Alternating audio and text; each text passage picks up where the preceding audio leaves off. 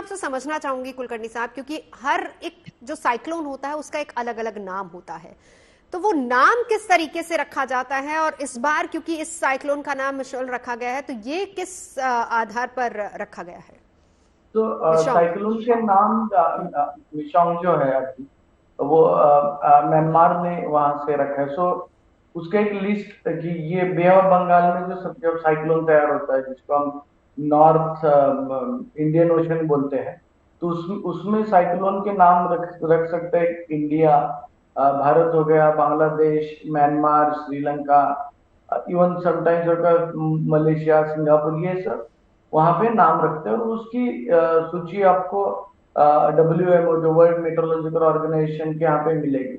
वैसे Arabian side में होता है तो सोमालिया भी रख सकता है भारत पे। तो ऐसे अगले 10-15 साइक्लोन्स का जो नाम नाम की सूची है पूरी, वो हमें वहां पे मिल जाएगी। उस तरीके से उसका नाम रखा जाता है। बिल्कुल। दूसरा, मैं अभी बहुत सुन रहा था चेन्नई का, हम्म। तो कल परसों कल थोड़ी बारिश कम हो जाएगी, हम्म। परसों भी कम रहेगी, और फिर 7 तारीख से फिर देखिए साइक्लोनिक ऐसा है कि क्लास में क्लास टीचर है तो सब क्लास शांत बैठा है। जैसे ही वो साइक्लोन हिट करेगा तो उससे पूरा जो क्लाउड एक तरीके से वो बंधा जाता है ना, वो खुल जाता है। And then again we will see quite good range in Chennai. मैं बहुत हेवी नहीं बोलूंगा, बट रहेगा वो लगने में कि 20-30 mm के ऊपर 7 से 10 तारीख रहेगा। हम्म। और फिर ईस्ट कोस्ट में भी एक लो प्रेशर उस वक्त 10-11 के बाद बन रहा है। सो डिजास्टर मैनेजमेंट को आप सॉरी वेस्ट कोस्ट में बन रहा है।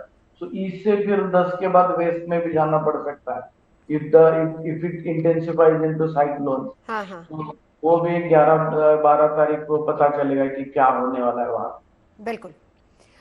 मैं लौटूंगी आपके पास। हमारे साथ इस वक्त भटनागर जी मौजूद है। जैसा मेरी सहयोगी भी बता रही थी, अलग अलग रिलीफ कैंप्स वहां पर हैं और लोग जिनको रिलीफ कैंप में भी ठहराया गया, लेकिन जो लोग नहीं जाना चाहते हैं वो दूसरी जगह पर भी शिफ्ट हुए हैं। आप लोग किस तरीके से तैयारी करते हैं कोस्टल एरियाज में? कैसे सर, अगर आप बता पाए, किस तरह से टीम्स वहां पर होती हैं? कितने दिन तक ये पूरे ऑपरेशन चलते हैं?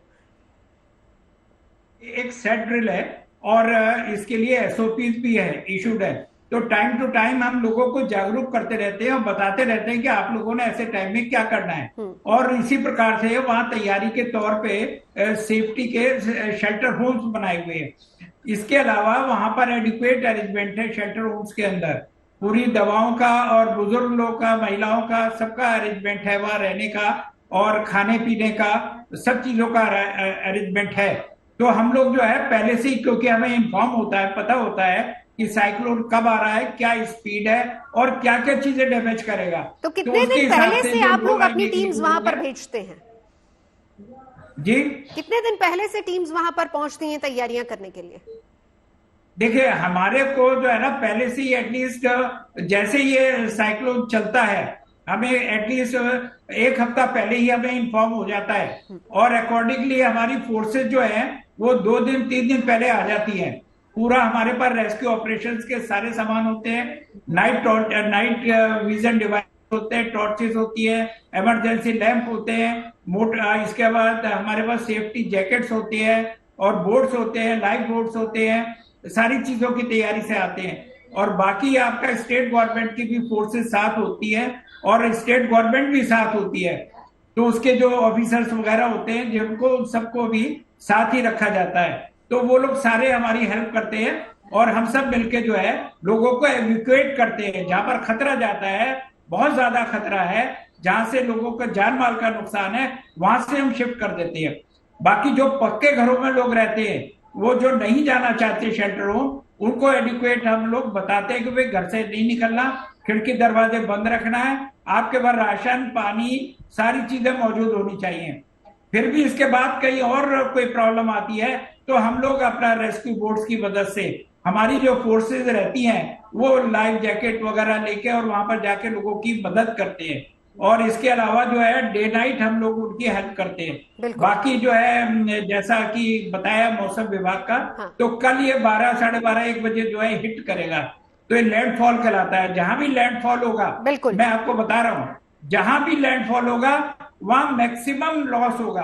ये आप मान के चलिए, बिल्कुल साफ हो जाएगा वो एरिया। एटलीस्ट 200 मीटर से 500 मीटर तक का एरिया। बिल्कुल। बाकी उसके बाद वो उसकी स्पीड कम हो जाएगी और धीरे धीरे वो कमजोर पड़ता जाएगा या उसका डायवर्शन हो जाएगा। मान लीजिए आगे बढ़ जाएगा, राइट या लेफ्ट कहीं भी डाइवर्ट होके आगे चला जाएगा। बिल्कुल। तो ये ऐसा भी होता है। बिल्कुल। चलिए, हमारी तो हम आगे तक की अपडेट भी हम आपको देते रहेंगे।